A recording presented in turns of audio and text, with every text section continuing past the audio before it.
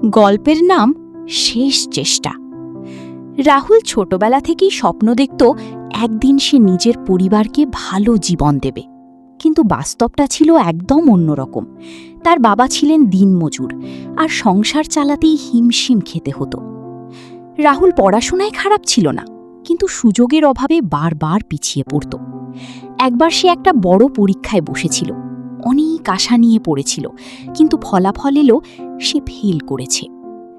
সেদিন রাতে রাহুল একা বসেছিল, চারপাশে সবাই ঘুমিয়ে, কিন্তু তার মাথায় শুধু একটা কথাই ঘুরছিল, আমি কি সত্যিই পারবো? পরের দিন সকালে সে সিদ্ধান্ত নিল এটাই তার শেষ চেষ্টা হবে। সে নিজেকে বলল, আমি আর পিছিয়ে যাব না, যত কষ্টই হোক এবার আমি জিতব। সে আবার পড়া শুরু করল। এবার শুধু বই পড়া নয়, সে নিজের ভুলগুলো খুঁজে বের করল, বুঝতে চেষ্টা করল কোথায় সে পিছিয়ে আছে। বন্ধুরা যখন সময় নষ্ট করত, রাহুল তখন নিজের স্বপ্ন নিয়ে লড়াই করত। দিন গেল, মাস গেল, অবশেষে আবার পরীক্ষা এলো।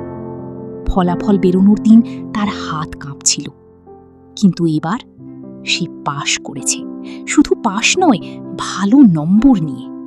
তার চোখে জল এসে গেল, কারণ সে বুঝে গিয়েছিল হেরে যাওয়া মানে শেষ নয়, হাল ছেড়ে দেওয়াটাই আসল হার। শিক্ষা, জীবনে যত বড় বাধাই আসুক, যদি তুমি হাল না ছাড়ো তাহলে একদিন সফলতা আসবেই। শেষ চেষ্টা বলে কিছু নেই, যতক্ষণ তুমি চেষ্টা করছো ততক্ষণই তুমি জিতছো।